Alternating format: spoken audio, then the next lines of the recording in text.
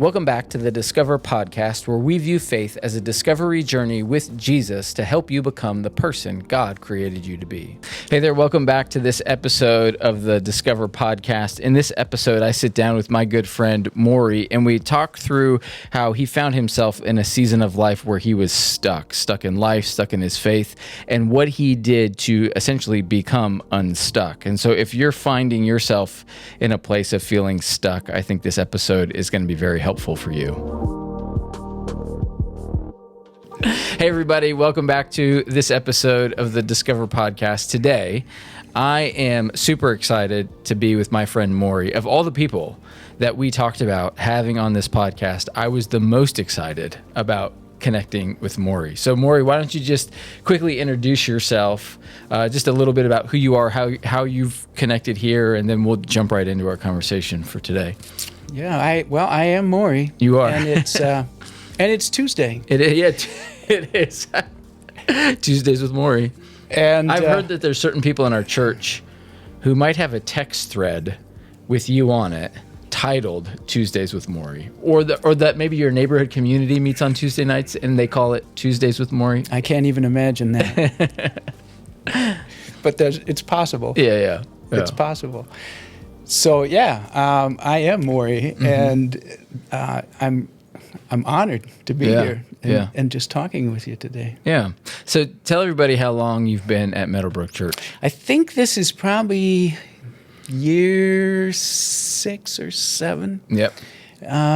You were finishing up the book of James, I think, when I came around. Yeah. Whatever year that was. Yeah, that probably would have been like the summer of 2017 or 2018. I can't remember which one. But I remember meeting you for the first time. It's this very vivid memory. And I don't know if I've ever told this story to you. I don't think so. Because you walked into our neighborhood community, and we were meeting at the Borkenhagen's house. Billy and Laura Borkenhagen. Yeah, who are now at Fort Wilderness, and we support them there. And there was a little bit of like buzz in the neighborhood community that somebody new was coming. And nobody knew who you were, but we knew that you were a little bit older than us. And everybody's like, "Who's this guy? He's what? How did he get connected? Does anybody know him? And he's just going to show up to our neighborhood community."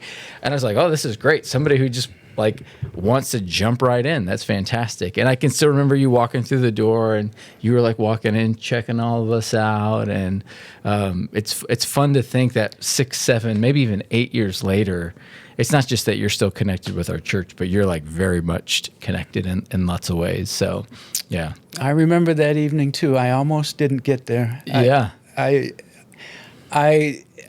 almost chickened out. Yeah. Did you walk? Because you don't live that far from where they used to live.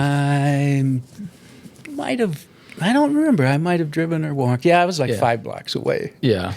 And Billy and Laura graciously opened up their home to us all. Yep. And then I became good friends with the Borkenhagens after that. Yeah.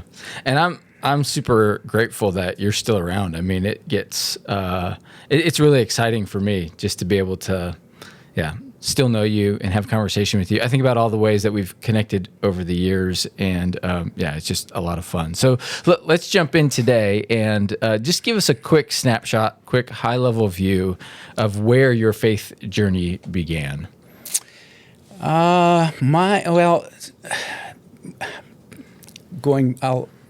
This will be a real snapshot, I guess. But I'm a Minnesota transplant. Mm-hmm. I grew up in a small town in Minnesota, southern Minnesota, and we were back in the 60s or 70s.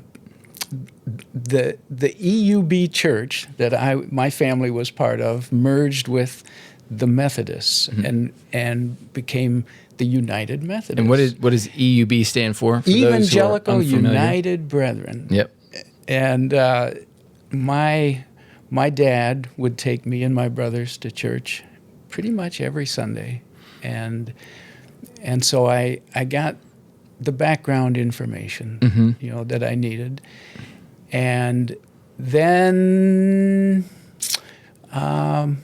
it wasn't really impacting me all that much, I guess. But But when I got to college, which was a town called Mankato, Minnesota, that I went to college, that's where things got a lot more interesting, a lot more real. Yeah. And that was through a parachurch group that I was involved in there.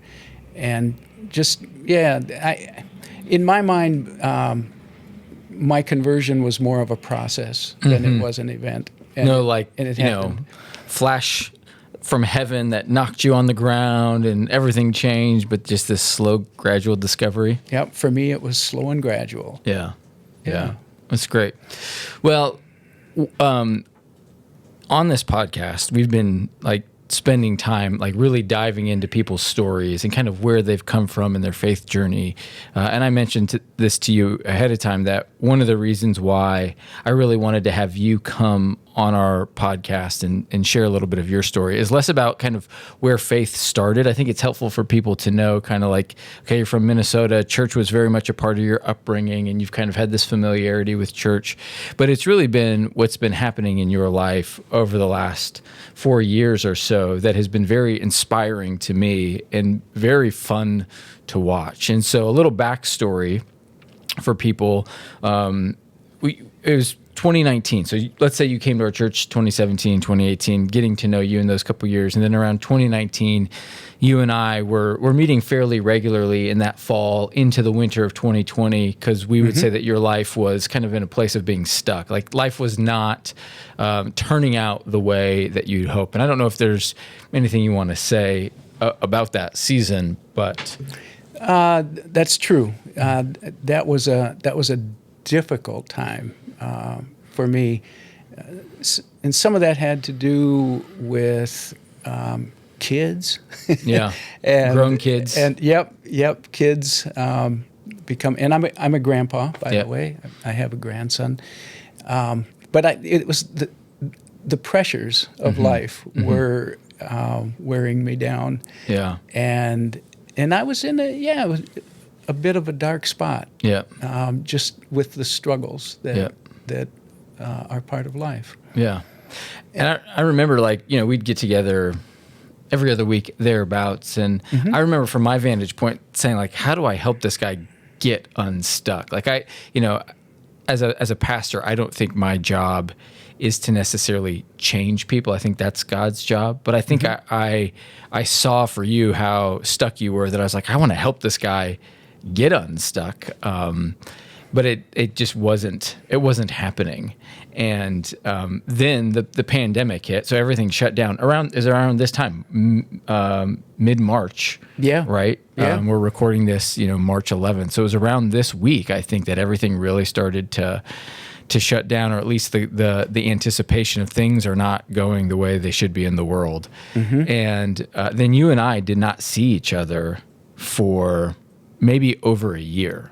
I think it was. Yeah, so it had been March of 2020, things closed down. It may not have been until the spring or summer even of 2021 that we saw each other again. And I remember during that season that when things were starting to open back up, when people were starting to get back out in the world, specifically the end of 2020 into the beginning of 2021, I just found myself wondering about a lot of people. Will I see them again? Are they still at our church? Are they still going to be coming around? And I remember when you started to re-engage in our church, I was thrilled to see you. And just there's Morrie. Yes, he's still here. He's still with us. And just because I really appreciate you and really love you. And then over the course of the next few years, you started engaging in a place that I think, from my vantage point, has really done a significant work in both helping you get unstuck from where you were before the pandemic, but also has just really changed a lot of who you are. Because we could say in some ways, the circumstances that were there in 2019 for you haven't necessarily drastically changed. True. But you're in a wildly different place. I think that's fair to say. Yeah. So go ahead and tell us about this place where you've been hanging out, and kind of how you got there, what you do there, and we'll have a conversation about that. Yeah. So one day, Matt Green, who a lot of the folks probably know, Matt and Kim Green. Yep, they go to church here. Meadowbrookies, Yep. indeed. And he and I were going to hang out together just to get to know each other better. And he, at the last minute, he said, how would you like to still get together, but maybe do that with a paintbrush in your hand? And I said, yeah, I can do that. And what he had in mind was going across the street from his house to a place called Pius Church. It's just off 76th Avenue. And at that church, there is a choice school called Kingdom Prep, Lutheran High School, which I didn't even know existed, but it does. And Matt and Kim had put together a library for that Kingdom Prep school. And we were going to paint the shelves in the library, which we did. Yeah. And it was a fun afternoon, and we talked and painted, and I looked around and I saw what was happening at this school, which is primarily inner city young. It's an all boys school, 9th through 12th grade, and I realized that God was doing something there. Yeah. And when that's happening, I want to be involved. Yeah. And so I went back and I talked to the principal there, Kevin Festerling, who invited me to jump in, become involved, and I did. And I would say that in a very real sense, Kingdom Prep is for me anyway, it was a hospital cleverly disguised as a school. A hospital specifically for you. For me. Yeah. And I think a lot of it was just me focusing outward rather than inward. Yeah. And just getting outside myself. Yeah. And I've been having fun. Yeah. Suffices to say, like, everybody, all the students at that school are opposite of you in every which way.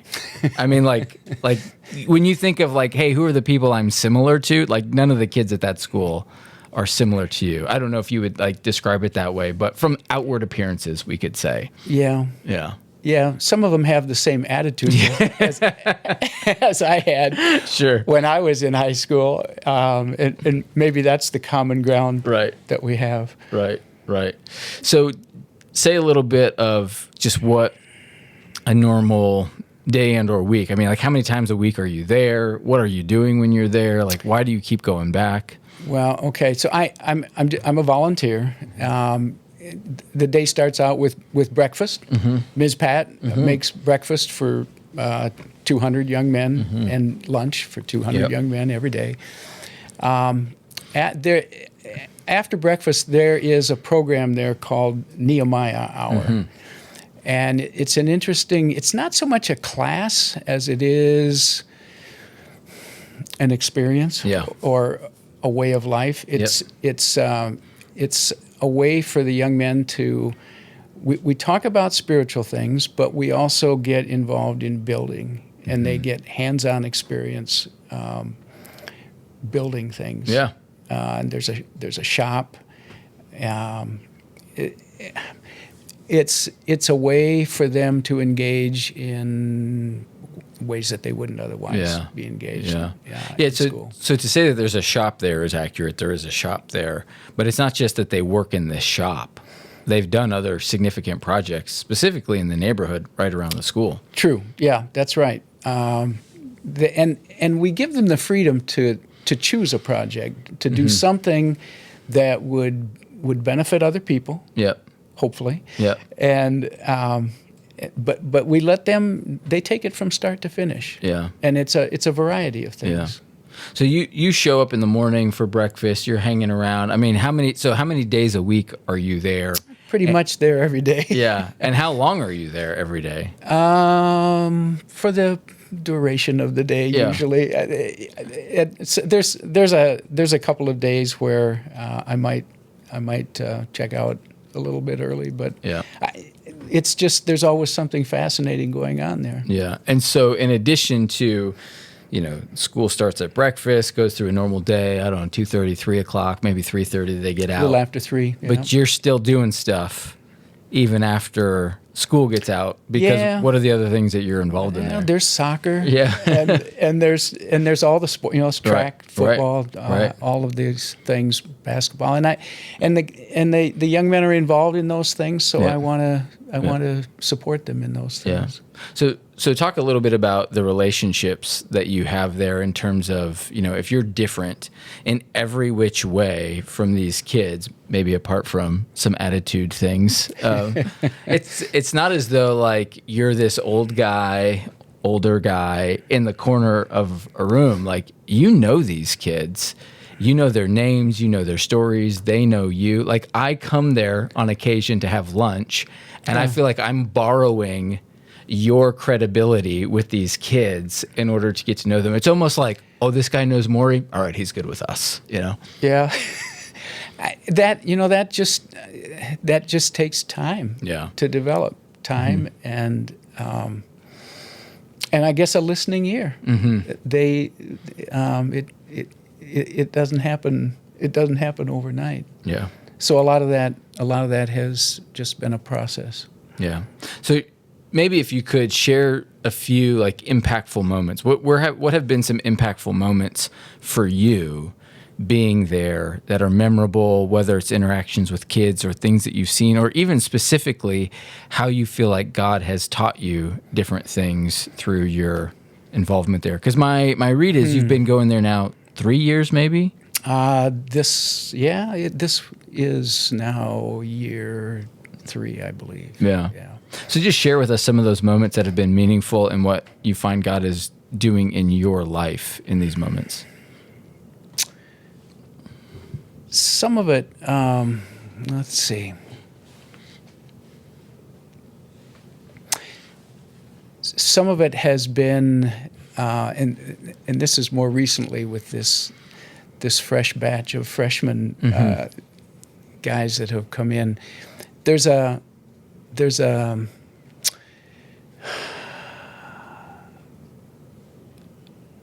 I'm not even sure. I'm not sure where to begin with this.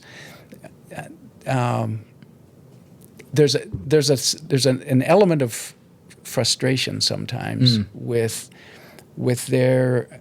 I'll ask them oftentimes, well, on a Monday morning, what did you do with your weekend? Well, I played the game, and I slept. But what else did you do? I just played the game, and I slept. And there is a preoccupation with the fantasy world of games. Yep. And trying to engage with them beyond that has been difficult and sometimes frustrating. Yeah.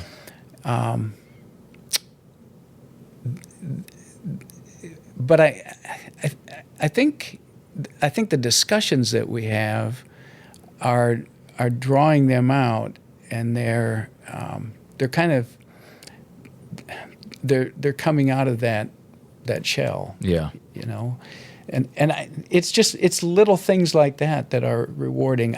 I can't point to any huge any huge things beyond that. And I think in some ways that's kind of the beauty of the work that you're doing there. It's like these little moments. It's these little everyday, mundane. It's, we might even call it's the ministry of presence, right? It's just being there. And over time, your presence there is drawing them out, making connection. I mean, I hear you tell stories of like tagging along with the soccer game, being the ball boy, being the equipment manager, carting kids around, just driving kids where they need to be, just being present in their lives.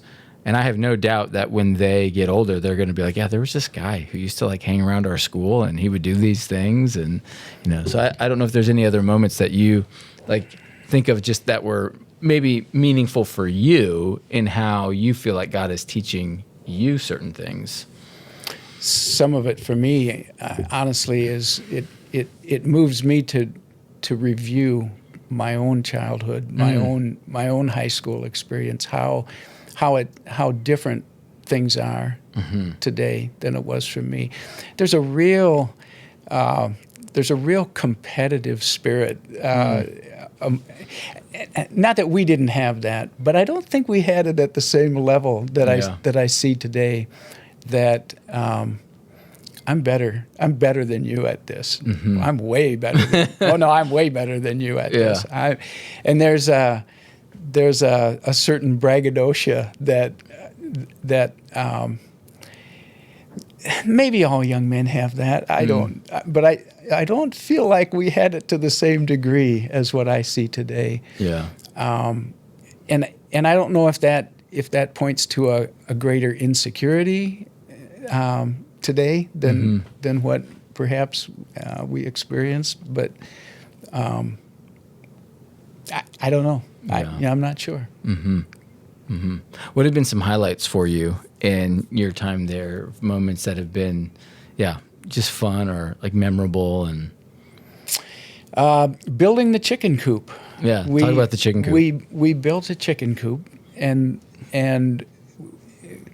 we had to because we got the chickens first. And they needed a place to live. And so we built a chicken coop, and we've got 8 chickens there that are now laying eggs, much to our delight because have you paid attention to the price of eggs lately? Yes. I think I'm paying more for eggs than I am like anything else that I'm buying, almost as much as like chicken. You know? Yeah, that's been fun. And we intentionally wanted to try to take the young men more to an agrarian, the roots, I guess, of what most of them have never experienced. Right.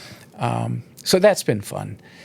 And they're across the street.